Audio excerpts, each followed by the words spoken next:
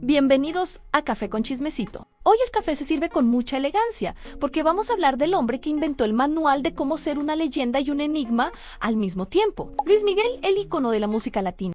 Miren, seamos honestos, en un mundo donde cualquier artista te enseña hasta lo que desayuna en sus historias. Que este señor no diga ni buenos días en sus redes y agote estadios en minutos es para estudiarse en las mejores escuelas de negocios. Hoy no venimos a repetir los chismes de siempre. Hoy venimos a entender cómo un niño, que fue usado como cajero automático por su propio padre, se convirtió en el arquitecto del misterio. Prepárate, porque entender a Luis Miguel es entender el marketing del deseo en su estado más puro. ¿Alguna vez se han preguntado por qué nos obsesiona tanto alguien que parece tan lejano? Porque Luis Miguel no intenta ser tu amigo, él es el sol, y el sol no se acerca a saludarte. El sol te ilumina desde la distancia. Ese es el primer gran punto de nuestro contexto. Luis Miguel no es hermético por timidez, es hermético por jerarquía. Él decidió que para ser eterno tenía que ser inalcanzable. Pero para llegar a ese trono de cristal, tuvo que dejar muchos pedazos de su alma en el camino, empezando por la libertad que le robaron cuando apenas era un niño. Para entender al sol, hay que hablar del agujero negro que lo creó, Luisito Rey. Y aquí hay que decir las cosas claras. Su padre no era un manager, era un estratega implacable que vio en su hijo una mina de oro infinita. Imaginen la escena a finales de los años 70, una familia española e italiana buscando suerte en México después de fracasar en otros países. Luisito Rey, un cantante cuya carrera se hundía en el olvido y las deudas, descubre que su hijo de tan solo 10 años posee un oído absoluto y una capacidad de interpretación que adultos estudiados no logran en décadas de carrera. A partir de ese momento, la infancia de Mickey termina de manera abrupta y violenta. Hablemos de los años de formación técnica que casi nadie cuenta con veracidad. Su padre lo obligaba a ensayar horas extras, incluso después de presentaciones agotadoras en lugares que no eran aptos para un niño. No había juegos, no había escuela normal, no había amigos de su edad, solo había técnica vocal, control de diafragma y presencia escénica. Luisito Rey le enseñó a mirar a la cámara con una mezcla de inocencia y picardía, a mover las manos para enfatizar cada nota, a seducir al público antes de saber siquiera qué era la seducción o el amor. En los pasillos de Televisa en los años 80, los técnicos recordaban al niño ensayando bajo una presión inhumana. Se decía que no podía comer hasta que la nota saliera perfecta, con la afinación exacta que su padre exigía. Luis Miguel es un perfeccionista por supervivencia, no por gusto. Si hoy lo ves detener un concierto porque el sonido falla 1 milímetro, no es un capricho de divo. Es que fue programado biológicamente para creer que si no era perfecto, su valor como ser humano desaparecía ante los ojos de su única figura de autoridad. En medio de este entrenamiento militar de la voz, ocurre el golpe que lo marcaría para siempre y que cambiaría su estructura psíquica: la desaparición de su madre, Marcela Basteri, en agosto de 1986. Esto no fue solo un trauma familiar o un chisme de revista, fue el colapso total de su único refugio emocional. Mientras su padre lo presionaba para producir dinero y fama, su madre era el único lugar donde él podía ser simplemente un niño. Al perderla bajo circunstancias que hasta el día de hoy son un misterio doloroso,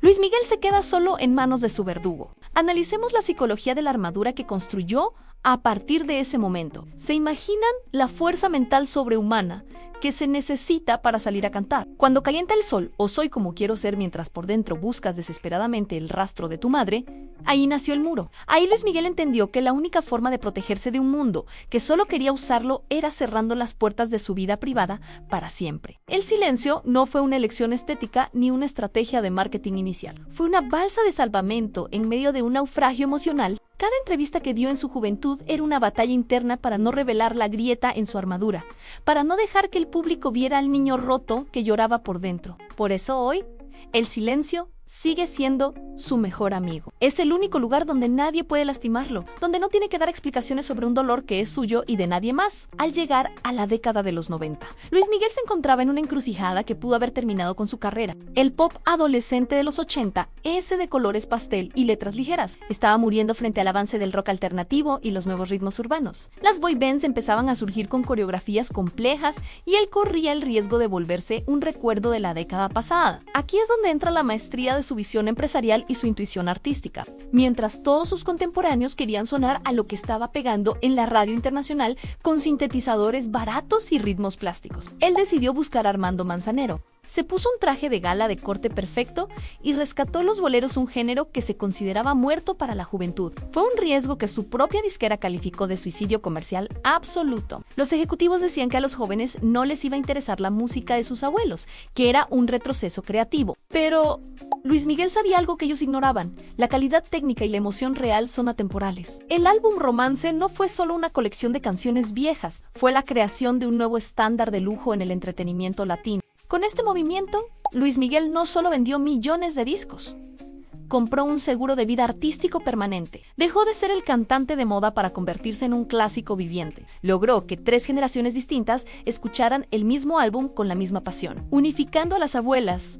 las madres y las hijas bajo una misma voz. Aquí es donde aplicó su técnica maestra de la ingeniería de la escasez. Luis Miguel entendió antes que nadie que el exceso de información mata el interés. Mientras otros artistas saturaban los programas de chismes para seguir siendo relevantes, él desaparecía por años. Dejaba que los rumores sobre su salud, sus excesos o sus supuestos dobles crecieran orgánicamente en el imaginario colectivo. El morbo llegaba al límite.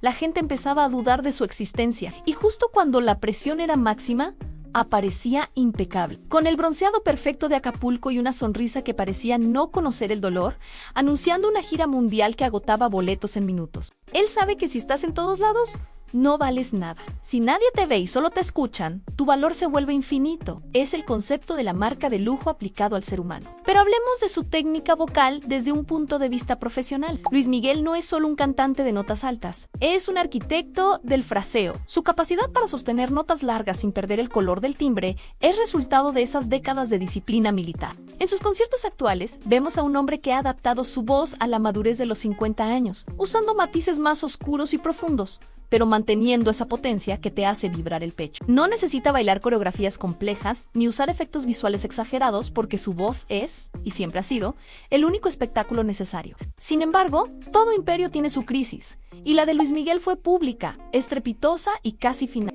Alrededor del 2015, el sol pareció apagarse. Problemas severos de tinnitus que amenazaban con dejarlo sordo. Demandas millonarias de ex-managers que se sintieron traicionados. La ruptura profesional con Alejandro Fernández, que le costó millones, y una crisis financiera que casi lo deja en la calle. Muchos analistas de la industria lo dieron por muerto, sugiriendo que su tiempo había pasado. Pero aquí vemos la psicología del sobreviviente en su máxima expresión. Usó su mayor debilidad, sus secretos y su dolor para financiar su regreso triunfal. Al permitir que hagan su serie biográfica de Netflix, no solo pagó sus deudas, le dio al mundo una narrativa donde él dejaba de ser el divo arrogante para convertirse en la víctima de un sistema cruel y un padre abusivo.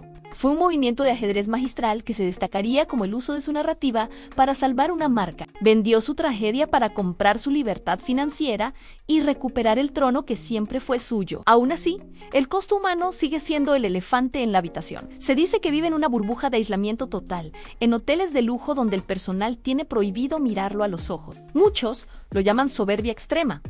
Pero si ponemos contexto, es el comportamiento defensivo de alguien que ha sido observado, juzgado y usado desde que tenía 10 años. Su hermetismo es su cárcel, pero también es el único lugar donde se siente seguro. Su relación con sus hijos, especialmente con Michelle Salas, refleja una vida donde los vínculos familiares se rompieron desde la raíz. Mickey no sabía ser padre porque su único referente fue un hombre que lo vio como un objeto de producción. Ese ciclo de alejarse y acercarse es el recordatorio constante de que, aunque sea un dios sobre el escenario, es un hombre con heridas que el éxito no ha podido sanar. Él es el último de una especie en extinción, la gran estrella inalcanzable que no necesita validación en redes sociales porque su legado habla por sí mismo. Él decidió ser eterno y, aunque nos canse su silencio, cuando se apaga la luz del estadio y empieza a cantar, todos recordamos por qué le decimos el sol. Para terminar este análisis profundo, piensen en la disciplina que requiere mantener esa imagen durante 40 años sin quebrarse ante la prensa. Luis Miguel es el recordatorio de que la calidad técnica y una personalidad magnética siempre le van a ganar a la inmediatez de la tecnología y los algoritmos pasajeros. Él no sigue las reglas del mercado porque él mismo es la regla. ¿Tú qué opinas de este expediente?